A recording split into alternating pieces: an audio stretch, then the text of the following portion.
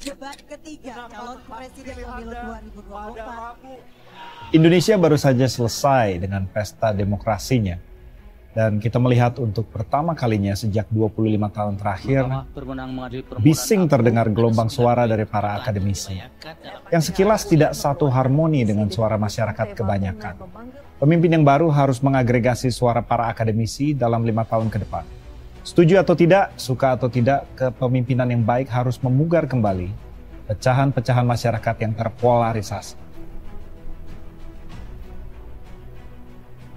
Sepertiga dari masyarakat mengaku informasi yang mereka dapatkan melalui media sosial itu menjadi rujukan dalam menentukan pilihan, bahkan mengubah pilihan mereka.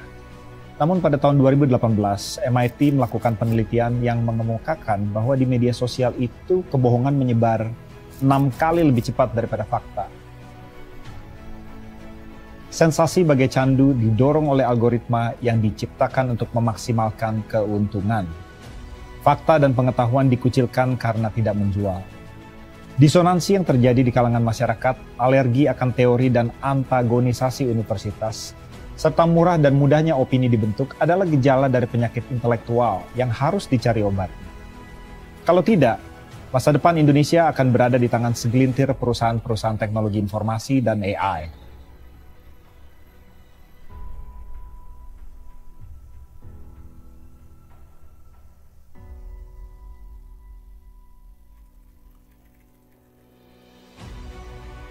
For the sake of the country and of your own happiness, I call upon you to march with me under the banner of freedom towards the beacon lights of national prosperity and honor, which must ever be our guide.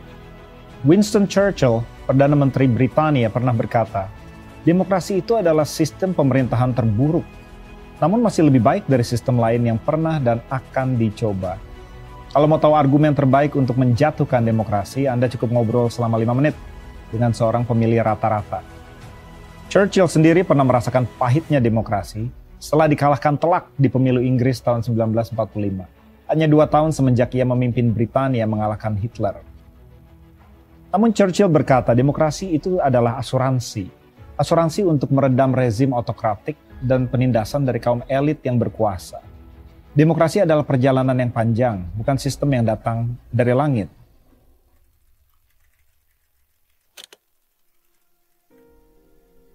Post-truth adalah sebuah anekdot populer yang merujuk kepada sebuah era di mana fakta objektif memiliki pengaruh yang jauh lebih kecil dalam membentuk opini dan keyakinan publik dibandingkan emosi dan sensasi.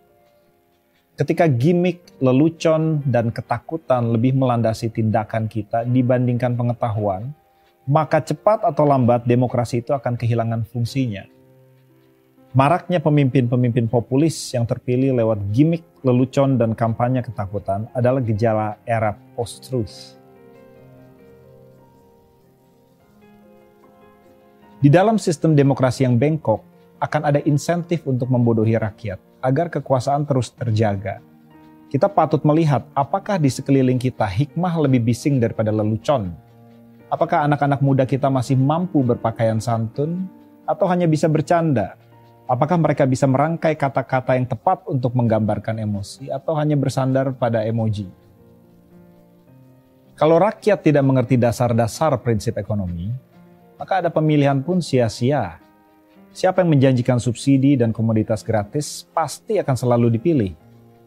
Namun kalau rakyat mengerti minimal sedikit saja tentang apa itu sebenarnya uang, dari mana datangnya dan bagaimana ia memiliki nilai, maka ia akan tertarik mendengarkan konsep kandidat yang akan dipilihnya.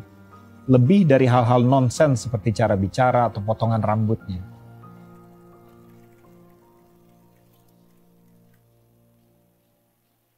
Memilih itu adalah ilmu, bukan intuisi yang sembarangan.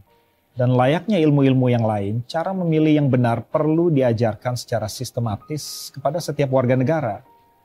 Demokrasi itu hanya seefektif sistem pendidikan yang menyokongnya.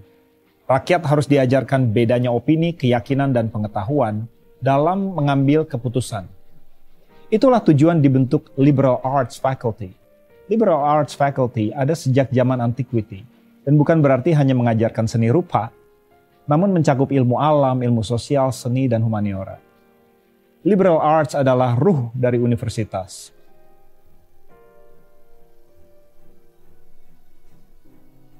Universitas adalah penyokong dan mikrokosmos dari demokrasi itu sendiri, yang dibentuk sesuai dengan rupa bangsa itu. Struktur kepemerintahannya pun cerminan dari kepemerintahan bangsa. Universitas adalah tempat di mana demokrasi itu dirawat, disempurnakan. Dalam universitas, mahasiswa seharusnya diajarkan bagaimana mempertanggungjawabkan keyakinan itu sendiri. Keyakinan yang dapat dipertanggungjawabkan adalah pengetahuan. Pengetahuan itu diakses oleh memori, persepsi, dan nalar. Pengetahuan a priori seperti logika dan prinsip-prinsip moral itu dipelajari di Fakultas Seni, Filsafat, dan Humaniora.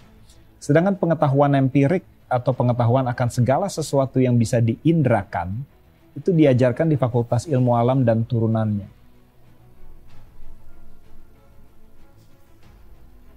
Di dalam lingkup universitas, mahasiswa diajarkan tentang meritokrasi. Hierarki berdasarkan performa akademik. Para akademisi diajarkan tentang integritas lewat praktik telaah sejawat. Kualitas-kualitas tersebut adalah ruh penyokong kehidupan berbangsa yang bermartabat. Akademisi harus tetap lantang bersuara dan keahlian harus menjadi bagian integral dalam kepemerintahan.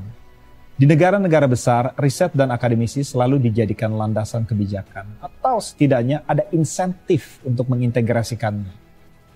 Akademisi harus bersuara ketika krisis terjadi, memberikan jawaban pada masyarakat yang bertanya, dan kebebasannya harus dilindungi 100%.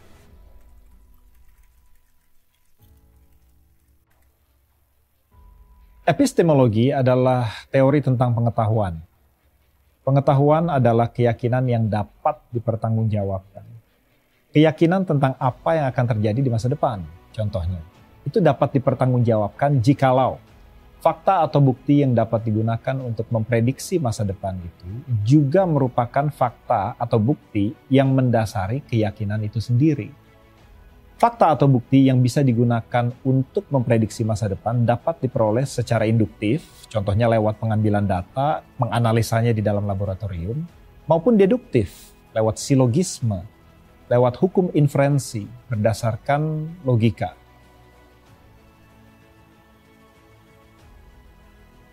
Nalar deduktif atau deductive reasoning adalah cara untuk mengambil kesimpulan lewat inferensi berdasarkan premis-premis. Contohnya, kalau rakyat memilih pemimpinnya sendiri, maka sistem politiknya demokratis. Kalau sistem politiknya demokratis, maka rakyat akan sejahtera. Kesimpulannya, maka kalau rakyat memilih pemimpinnya sendiri, maka rakyat akan sejahtera. Itu contoh deductive arguments or reasoning. Selama premisnya benar, maka kesimpulannya akan mengikat, akan benar, lepas dari suka atau tidak suka. Nah, kalau kenyataan di lapangan berbeda dengan kesimpulannya, maka salah satu atau bahkan kedua premis tersebut ada cacatnya. Nalar induktif atau inductive reasoning mencoba mencari kesimpulan general lewat analisa akan sampel yang terbatas. Contohnya, misalnya dari 100 orang perokok, 80 orang mengidap kanker. Lalu dari 100 orang yang tidak merokok, hanya 10 orang yang mengidap kanker. Maka kesimpulannya, rokok merupakan setidaknya salah satu penyebab kanker. Nah, konklusi akibat inductive reasoning tidak mengikat, hanya bersifat mungkin atau lebih probable. Metode saintifik sangat bertumpu pada metode induktif untuk menguji hipotesa. Bagaimana kemudian seseorang dapat membedakan pernyataan-pernyataan saintifik dan pernyataan pseudo-saintifik? Salah satu metode deduktif yang dapat digunakan adalah dengan menguji falsifiability dari pernyataan tersebut atau keterpalsuannya. Pernyataan saintifik selalu dapat dibuktikan salah. Misalnya, kalau gaya tarik-menarik antar kedua objek yang memiliki massa itu tidak sebanding dengan massa kedua objek tersebut kemudian dibagi dengan jarak kuadrat, maka hukum gravitasi Newton itu salah dan bisa dibuktikan salah. Kita bisa menguji dengan demikian pernyataan-pernyataan dari para dukun. Contohnya, kalau Anda pasang susuk dan sungguh-sungguh percaya di dalam hati, maka Anda akan mendapati jodoh Anda minggu depan. Kalau jodoh Anda kemudian tidak datang minggu depan dan Anda sudah memasang susuk, Artinya Anda tidak percaya dengan sungguh-sungguh. Nah, pernyataan seperti itu tidak bisa dibuktikan salah. Dan oleh sebab itu juga tidak bisa dibuktikan benar. Sekiranya pun jodoh Anda datang minggu depan, maka itu adalah situasi yang sifatnya ad hoc atau acak. Kebetulan.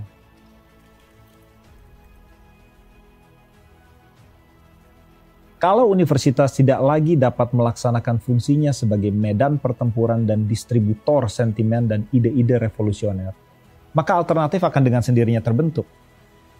Pada awal abad modern di Prancis, contohnya akibat terbuangnya kaum marginal dan non-aristokrat dari dunia pendidikan tinggi, universitas-universitas dadakan atau penny universities mulai bermunculan di kedai-kedai kopi di Eropa Barat. Sebuah reaksi antibodi terhadap racun pembodohan. Akibatnya universitas-universitas dadakan ini menjadi cikal bakal apa yang disebut salon, sebuah event-event pertemuan yang menghubungkan seniman, ilmuwan, dan intelektual publik. The Age of Conversation pun lahir, dan dengan itu bibit-bibit intelektual revolusi Prancis. Kanal ini mencoba untuk menjadi salon modern. Chronicles akan menguji ide-ide baru lewat dialog dengan pemikir dari berbagai disiplin. Tujuannya untuk memperlengkapi pendengar dengan metode untuk menguji kebenaran berita-berita di media sosial. Untuk menemukan narasi baru tentang arti, nilai, dan tujuan bangsa ke depan. Rakyat yang kuat adalah rakyat yang bebas berpikir. Anda punya hak untuk berpikir.